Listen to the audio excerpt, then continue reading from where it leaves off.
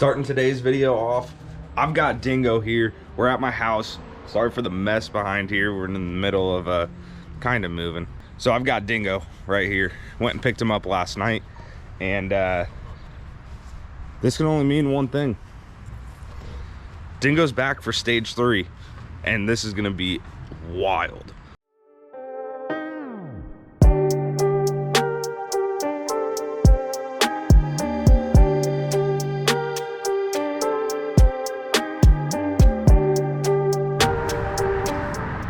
If you don't know what Dingo is, it is Mike Chapman's 2014 Toyota Tundra, fully Line-X'd. It's currently on an 8-inch lift from Ready Lift, 37s, fuel wheels.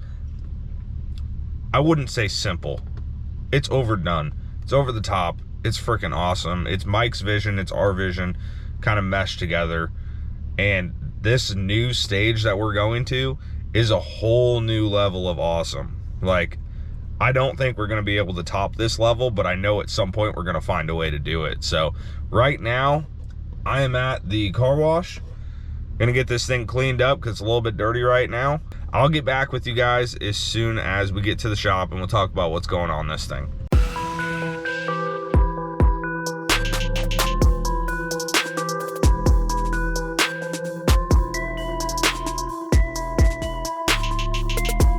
I know some of you just absolutely cringed watching that video, but this thing is freaking Line-X. I'm not hurting it.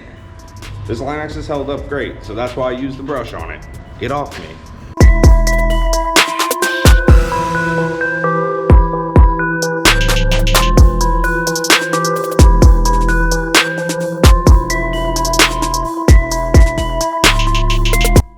So we started unboxing everything for Chapman's truck, and apparently they already got the wheels and tires mounted up.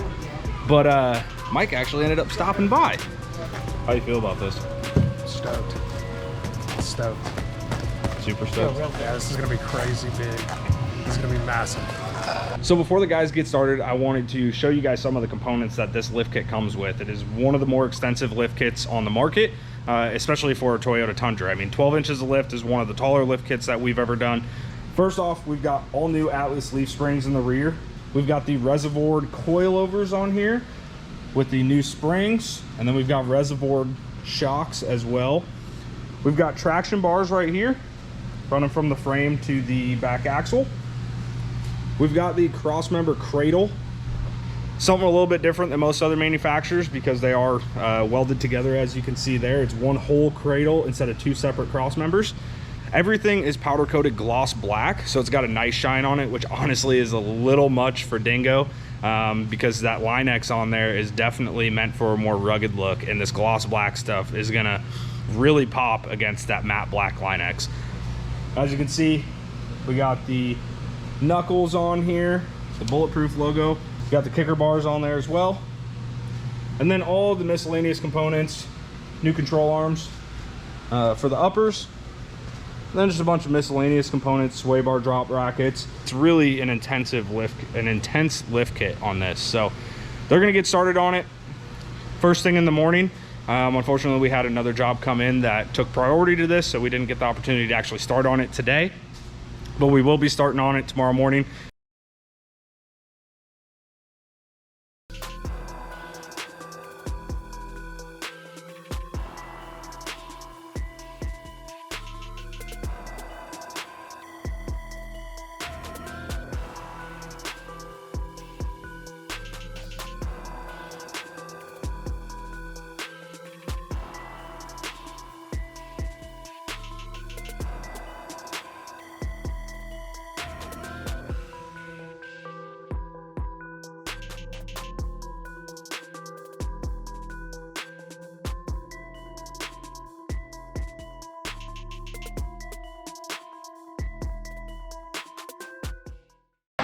Well, I've said it before, but I think I mean it this time.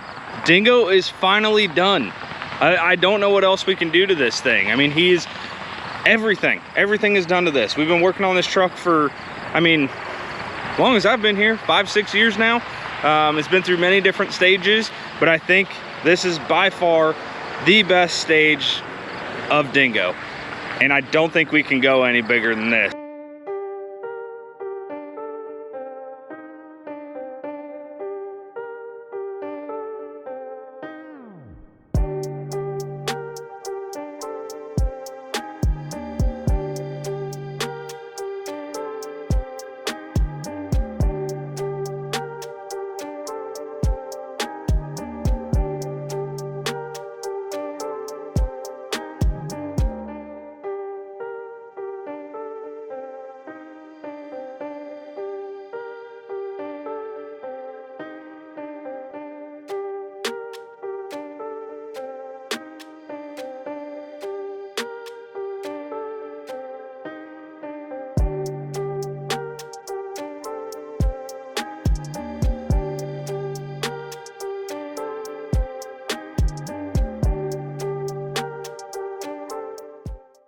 He's huge. I mean, hold on.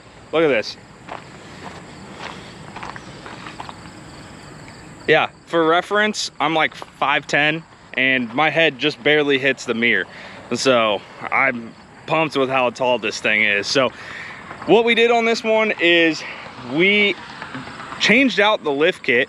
It was originally running a Ready Lift 8-inch with the Bilstein coilovers on there, which was cool and all, but to take it to the next step, we really had to up our game on this one. So we went with the Bulletproof 10 to 12 inch lift. This one is set at 12 inches. And we did the Mickey Thompson Baja Legend MTZs and a 40, 14, 50, 20 on this thing. Massive tires. Probably one of the larger sets that we've actually mounted on a truck. We've definitely sold bigger than that, but as far as like putting them on a truck and doing a build in-house, probably one of the larger ones that we've done. We did a set of 20 by 10 XD 137s, and that's kind of that military look that he was really going for. So I'm glad we were able to bring that together. The only downfall, which I hesitated actually putting this in the video because we're very strong believers that we don't like running spacers unless absolutely necessary. And this is one of those situations where we felt it was absolutely necessary to be able to clear the tie rod ends on this one. So unfortunately had to run it. We ran the smallest spacer that we could, which was 1.25 inches with these wheels. But really the only thing that we could find was a different offset wheel, which would have been okay, but it wouldn't have matched the build kind of idea what we were thinking of originally. So that was a necessary standpoint that we had to do, which whatever, it's all right. He knows what he's dealing with spacers. We know what we're dealing with. So it's definitely one of those that it's an okay situation to do it. The other thing that we had to do and change it up a little bit was, since we were adding, which, dang it, as I'm making this video, I'm now realizing that it's not 100% done. We haven't had a chance. We haven't had a chance to put that second tire carrier in there. I think that's why it was here today. So, well, anyways, it's gonna be done. That second tire carrier is going to be put in very shortly here to be able to mount that other 40. But here's the issue that we had.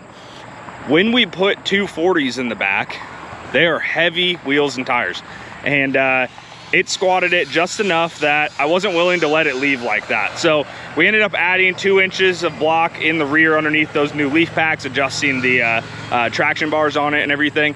And that's really all we had to do to get it sitting right. We could have went 1 inch and higher and sat it just a tad bit higher in the rear, but I think it looks perfect the way that it sits right now.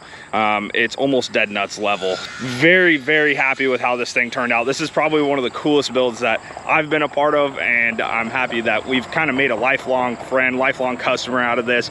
And this build is something that you're gonna see quite a bit of as long as it's around here. So that's it for Dingo.